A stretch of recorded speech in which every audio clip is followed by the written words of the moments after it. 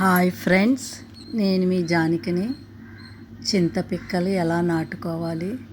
చింత చిగురులో ఎన్నో ఆరోగ్య ప్రయోజనాలు ఉన్నాయండి.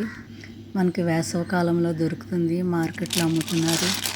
చింత చిగురు పప్పు, చింత చిగురు రొయ్యలు, చింత చిగురు మటను, చికెను చాలా టేస్టీగా ఉంటుందండి కర్రీ. చింత చిగురులోని మనకి సి విటమిన్ ఉంటుందండి. కీళ్ళ నొప్పులు ఉన్నవారికి నివారిస్తుంది. చక్కగా మనం ఈజీగా పెంచుకోవచ్చండి మన పెరట్లోని. మీరు ట్రై చేయండి, పెంచుతారని ఆశిస్తున్నాను. ఫ్రెండ్స్, నా ఛానల్ చూసి లైక్ చేసి షేర్ చేసి సబ్స్క్రైబ్ చేసిన ప్రతి ఒక్కరికి పేరు పేరున ధన్యవాదములు.